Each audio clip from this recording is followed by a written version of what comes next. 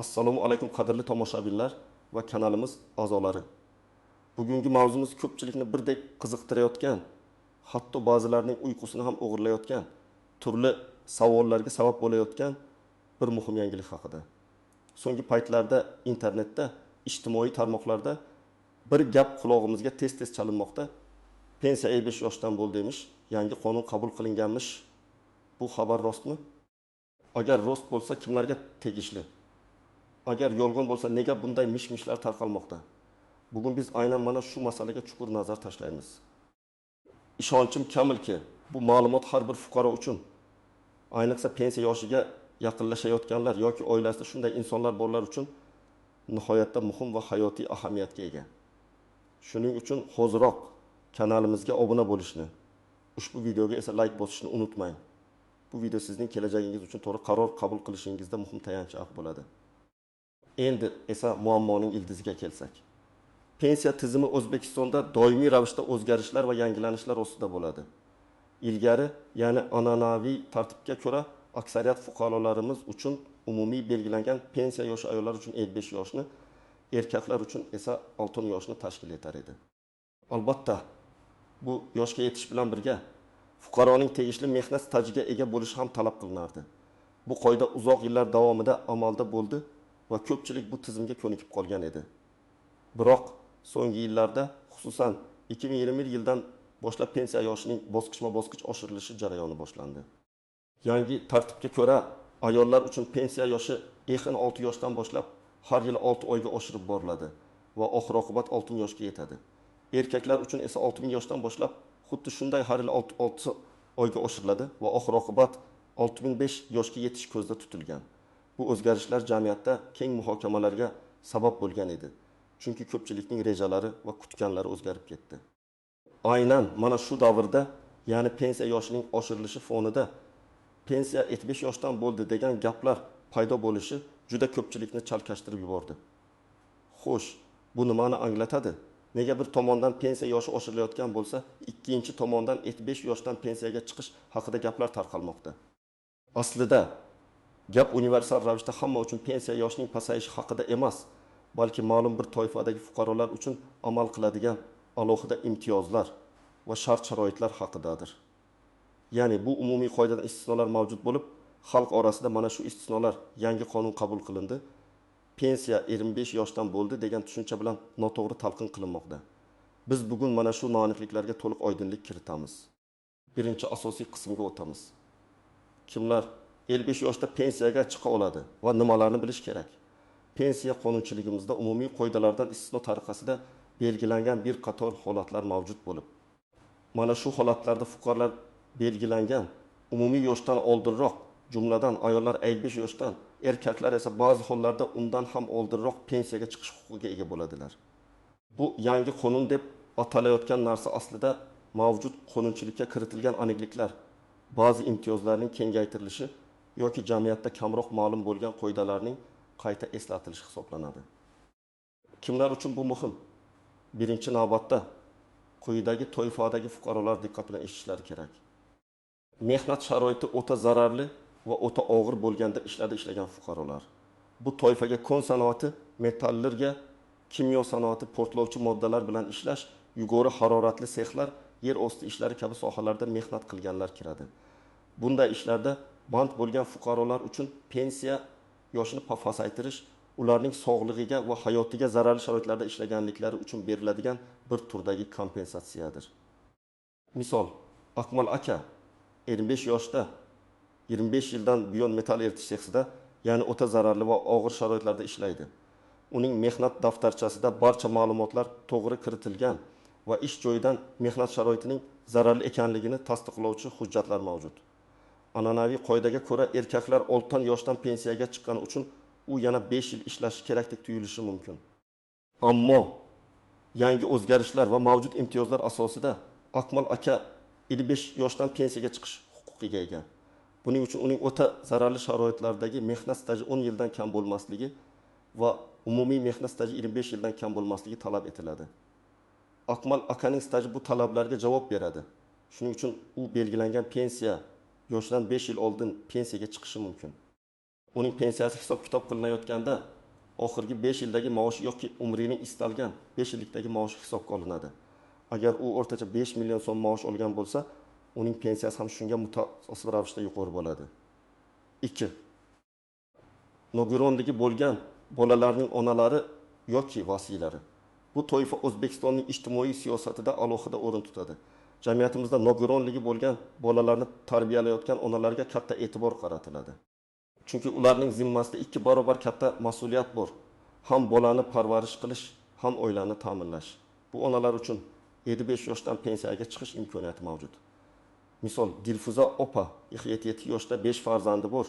Shundan bittasi bolalikdan nogiron. Uning umumiy mehnat staji 25 yil. Oddiy qoidaga ko'ra Dilfuza opa allaqachon pensiya yoshiga yetgan bo'lardi. Ammo yangi qonun deb atalayotgan imtiyoz uning hayotida qanday rol o'ynaydi? Agar u 25 yoshga to'lgan bo'lganida umumiy mehnat staji kamida 20 yil bo'lsa va bolasi 8 yosh to'lgunga qadar uni tarbiyalagan bo'lsa, u 25 yoshdan pensiyaga chiqa olardi. Dilfuza opaning holatida u allaqachon bu shartlarni bajargan. Endi u pensiyaga chiqqanida uning pensiya miqdori uning mehnat staji va o'rtacha ish haqi asosida hisoblanadi. Agar uning o'rtacha ish haqi 3 million so'm atrofida bo'lgan bo'lsa, uning pensiyasi ham shunga yarasha yaxshi miqdorda bo'ladi. Uning uchun bu imtiyoz farzandiga ko'proq e'tibor qaratishi uchun imkoniyat yaratadi. 3-5 ta undan ortiq farzandi bor ayollar. Bu toifadagi onalar ham alohida e'tiborga loyiqdir. Davlat ularning jamiyatdagi muhim rolini qadrlaydi va ularga pensiya yoshini pasaytirish orqali minnatdorchilik bildiradi. Bu onalar ham 25 yoshdan pensiyaga chiqish huquqiga ega. Misol, Nazira opa 25 yoshda 6 ta farzandning onasi. Uning umumiy mehnat staji 22 yilni tashkil qiladi. Qonunchilikka ko'ra 5 va undan ortiq farzandni tarbiyalagan onalar umumiy belgilangan yoshdan 5 yil oldin, ya'ni 25 yoshdan pensiyaga chiqish huquqiga ega bo'lishadi. Buning uchun ularning umumiy mehnat staji 20 yildan kam bo'lmasligi kerak. Nazira opaning holatida u 75 yoshga to'lgan va 22 yillik stajga ega, shuningdek 6 ta farzandi bor. Demak, u ushbu imtiyozdan foydalana oladi. U pensiya jamg'armasiga murojaat qilib pensiyaga chiqishi mumkin. Uning pensiyasi ham xuddi boshqalar singari staji va ish haqi asosida hisoblanadi. 4. Ayrim kasb egalari. Masalan, ba'zi tibbiyot xodimlari, san'atkorlar, artistlar va sportchilar kabi ayrim kasb egalari o'zlarining kasbiy faoliyatlarining o'ziga xosligi tufayli belgilangan umumiy pensiya yoshidan oldin pensiyaga chiqishlari mumkin. Bu kasblar ba'zan jismoniy yoki psixologik jihatdan katta yuklamani talab qiladi va ularning faoliyati ma'lum bir yoshdan keyin samarali bo'lmasligi mumkin. Misol, balet artisti Gulnora opa 20 yoshda. U sahnada 20 yildan ortiq faoliyat yuritgan. Balet kabi kasblarda jismoniy faoliyatning eng yuqori cho'qqisi yoshlik davrlariga to'g'ri keladi. Qonunchilikda bunday kasb egalari uchun maxsus imtiyozlar nazarda tutilgan. Gulnora opa belgilangan mehnat stajiga, masalan, ayollar uchun 20 yil ega bo'lsa, 70 yoshdan pensiyaga chiqish huquqiga ega bo'ladi. Bu ham jamiyatdagi 75 yoshdan pensiya haqidagi gap so'zlarning bir qismi bo'lib, imtiyozli pensiyalar qatoriga kiradi. Bu misollar shuni ko'rsatadiki, pensiya 75 yoshdan degan gaplar aslida umumiy qoidadan istisno bo'lgan, ma'lum toifadagi fuqarolar uchun berilgan imtiyozlarni nazarda tutadi. Bu hamma uchun universal yoshning pasayishi emas, balki aniq shart-sharoitlar ostida amal qiladigan qoidadir. Ikkinchi asosiy qism qoidadan istisnolar, tuzoqlar va noaniq nuanslar. Yuqorida aytib o'tganimizdek, pensiya yoshining 55 yoshdan bo'lishi universal qoida emas. Bu ma'lum toifadagi fuqarolar uchun belgilangan imtiyoz. Shu sababli bu masalada ehtiyot bo'lish, har bir detalni yaxshilab tushunish va noto'g'ri tushunchalardan qochish kerak. Bu yerda bir nechta muhim noaniq nuanslar va ehtimoliy tuzoqlar mavjud. Biri umumiy pensiya yoshining oshirilishi va imtiyozli pensiya o'rtasidagi farq. Eng katta xato bu ikki tushunchani chalkashtirib yuborishdir. Umumiy pensiya yoshi avval aytganimizdek bosqichma-bosqich oshirilib borilmoqda. Imtiyozli pensiya esa ma'lum shart-sharoitlar, zararli mehnat sharoiti, oilaviy holat, kasb xususiyati mavjud bo'lganda qo'llaniladigan alohida qoida. Yangi qonun deb atalgan narsa aynan shu imtiyozlarni nazarda tutadi, umumiy qoidani emas. Odatda bu imtiyozlar O'zbekiston Respublikasi Vazirlar Mahkamasining tegishli qarorlari bilan tasdiqlangan maxsus ro'yxatlar asosida amalga oshiriladi. Masalan, ishlab chiqarishlar, ishlar, kasblar, lavozimlar va ko'rsatkichlarning ro'yxati mavjud bo'lib, unda zararli sharoitlarda ishlaganlik uchun imtiyozli pensiya huquqini beruvchi kasblar va ish turlari aniq ko'rsatilgan.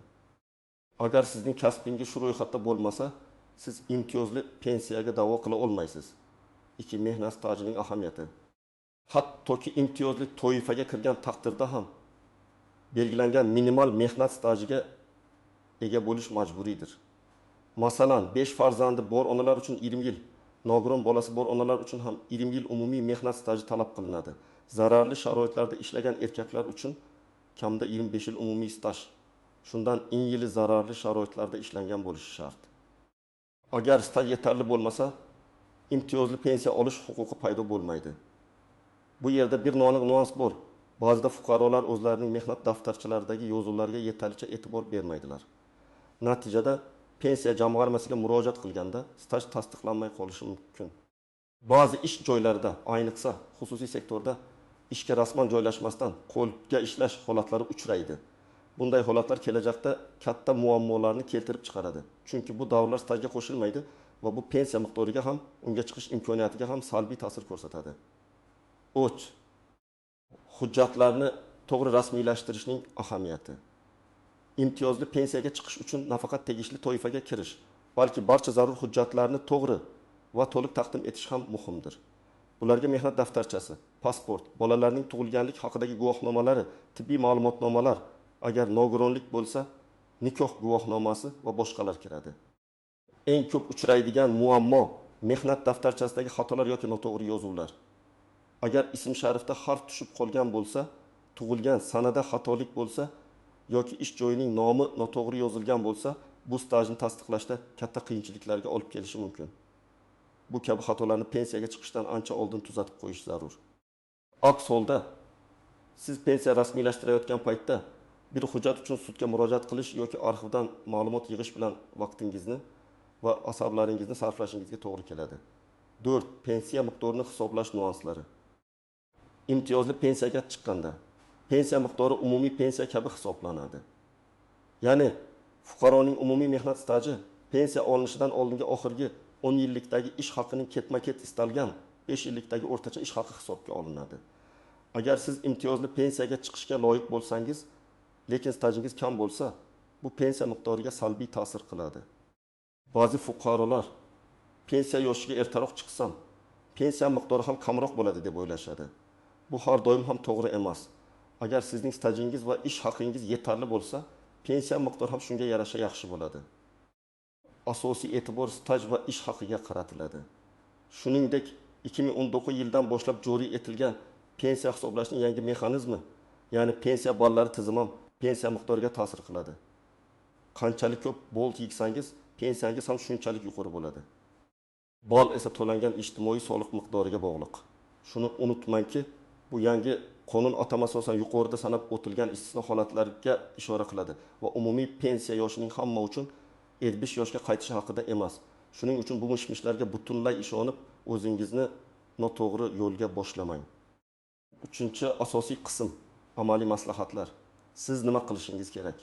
Agar siz yuqorida sanab o'tilgan toifalardan biriga kiraman deb hisoblasangiz yoki yaqinlaringiz orasida shunday insonlar bo'lsa, pensiyaga chiqish uchun nimalarga e'tibor berish kerakligi haqida aniq va amaliy ko'rsatmalar beraman. Bu ma'lumotlarni diqqat bilan tinglang va barcha qadamlar bosqichma-bosqich bajaring. 1. Mehnat daftarchangizni va shaxsiy hujjatlaringizni tekshiring. Bu eng muhim qadam. Pensiyaga chiqishdan oldin mehnat daftarchangizdagi barcha yozuvlar to'g'ri ekanligiga ishonch hosil qiling. Ishga kirgan va ishdan bo'shagan sanalar, lavozimlar, ish joylarining nomlari aniq va xatosiz yozilganligiga e'tibor bering. Agar xato yoki kamchiliklar mavjud bo'lsa, masalan, ism-sharifdagi xatolik, ish stajini tasdiqlovchi yozuvlarning yo'qligi, ularni hoziroq tuzatish choralarini ko'ring. Buning uchun ish beruvchiga yoki arxiv idoralariga murojaat qilishingiz mumkin. Shuningdek, pasportingiz, nikoh guvohnomangiz, farzandlaringizning tug'ilganlik haqidagi guvohnomalari kabi shaxsiy hujjatlaringiz ham tartibda bo'lishi kerak. Ism-sharifingiz, tug'ilgan sanangiz hamma hujjatlarda bir xil ekanligiga ishonch hosil qiling. Agar birorta hujjatda xatolik bo'lsa, uni pensiyaga chiqish arafasida emas, balki oldindan tuzatib qo'yganingiz ma'qul. 2. Zarur hujjatlarni to'plang. Pensiya rasmiylashtirish uchun quyidagi asosiy hujjatlar talab qilinadi. Pasport asl nusxasi va nusxasi. Mehnat barcha sahifalari skanerlangan yoki foto nusxalangan holda. So'nggi 10 yillikdagi ish haqi to'g'risidagi ma'lumotnoma ish joyingizdan yoki arxivdan olinadi. Agar imtiyozli pensiya huquqi bo'lsa, zararli sharoitlarda ishlaganlikni tasdiqlovchi ma'lumotnoma ish joyidan Vazirlar Mahkamasi qarori bilan tasdiqlangan ro'yxatga muvofiq ham talab qilinadi. Agar ko'p farzandli ona bo'lsangiz, farzandlarning tug'ilganlik haqidagi guvohnomalari, asl nusxasi va nusxalari va nikoh guvohnomasi. Agar nogiron bolaning onasi yoki vasiysi bo'lsangiz, bolaning nogironligi to'g'risidagi tibbiy ma'lumotnoma, vrachlik mehnat ekspert komissiyasi VME xulosasi. Agar pensiya to'g'risidagi ariza ishonchnoma asosida topshirilayotgan bo'lsa, notariat tasdiqlangan ishonchnoma qayerga murojaat qilish kerak? Pensiya rasmiylashtirish uchun O'zbekiston Respublikasi pensiya jamg'armasining hududiy bo'limlariga yoki davlat xizmatlari markazlariga DXM murojaat qilishingiz mumkin. So'nggi yillarda DXM orqali hujjat topshirish jarayoni ancha soddalashtirilgan va qulay qilingan. Siz o'zingizga qulay bo'lgan DXM ga borib barcha hujjatlarni topshirishingiz mumkin. DXM xodimlari sizga to'g'ri yo'nalish berishadi va kerakli shakllarni to'ldirishga yordam berishadi. Elektron davlat xizmatlari portal My.Gov orqali ham dastlabki ma'lumotlarni tekshirish va ba'zi xizmatlardan foydalanish imkoniyati mavjud. 4. Murojaat qilish muddati. Pensiyaga chiqish huquqi paydo bo'lishidan bir oy oldin murojaat qilishingiz tavsiya etiladi. Bu pensiya jamg'armasiga sizning hujjatlaringizni ko'rib chiqish va rasmiylashtirish uchun yetarli vaqt beradi. Agar siz pensiya yoshiga yetganingizdan keyin murojaat qilsangiz, pensiya murojaat qilingan kundan boshlab hisoblanadi. Ya'ni sizga kechikkaningiz uchun qo'shimcha pullar to'lanmaydi. Shuning uchun imkon qadar oldindan harakat qilish muhimdir. 5. Pensiya jamg'armasi mutaxassislaridan maslahat oling. Agar sizda qaysi toifaga kirishingiz, qanday hujjatlar kerakligi yoki qandaydir noaniq savollar bo'lsa, pensiya jamg'armasining hududiy bo'limlariga shaxsan murojaat qilib, mutaxassislardan batafsil maslahat oling. Ular sizning shaxsiy holatingizni ko'rib chiqib, aniq ma'lumot bera oladilar. Bu chalkashliklarning oldini olishning eng yaxshi yo'li. Hatto bir necha marta borib, barcha savollaringizga to'liq javob olishdan uyalmang. Bu sizning huquqingiz. 6. Agar arizangiz rad etilsa. Agar siz pensiya olish uchun murojaat qilgan bo'lsangiz, lekin arizangiz rad etilgan bo'lsa, bu degani hamma narsa tugadi degani emas. Rad etish sababini pensiya jamg'armasidan yozma ravishda oling. Keyin esa bu sabablarni bartaraf etishga harakat qiling. Masalan, yetishmayotgan hujjatlarni to'plash, xatoni tuzatish. Agar siz rad etish sababini asossiz deb hisoblasangiz, yuqori turuvchi organga, pensiya jamg'armasining yuqori organlariga shikoyat qilishingiz yoki sudga murojaat qilishingiz mumkin. Har bir fuqaroning o'z huquqlarini himoya qilishga haqqi bor. Xulosa qilib aytganda, qadrli do'stlar, pensiya 25 yoshdan bo'ldi, yangi qonun qabul qilindi degan gaplar to'liq ma'noda to'g'ri emas. Bu mishmishlar asosan ma'lum bir toifadagi fuqarolarga berilgan imtiyozli pensiya olish huquqiga ishora qiladi. Umumiy pensiya yoshi aksariyat fuqarolar uchun bosqichma-bosqich oshirilmoqda. Lekin bu degani 55 yoshda pensiyaga chiqish imkonsiz degani emas. Yuqorida sanab o'tilgan shartlarga javob beradigan insonlar uchun bu imkoniyat mavjud va bu juda muhimdir.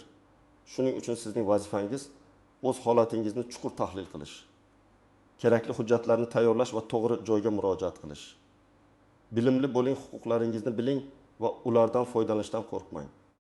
Umid qilamanki, bugungi videomiz sizni qiziqtirgan barcha savollarga aniq javob berdi. Bu ma'lumotlar sizga foydali bo'lgan bo'lsa, videoga like bosishni unutmang. Izohlarda o'z fikrlaringizni, savollaringizni yozib qoldiring. Sizning har bir izohingiz biz uchun juda muhim. Va albatta kanalimizga obuna bo'lib, kelajakdagi muhim yangiliklarni o'tkazib yubormang. Sog' bo'ling, salomat bo'ling.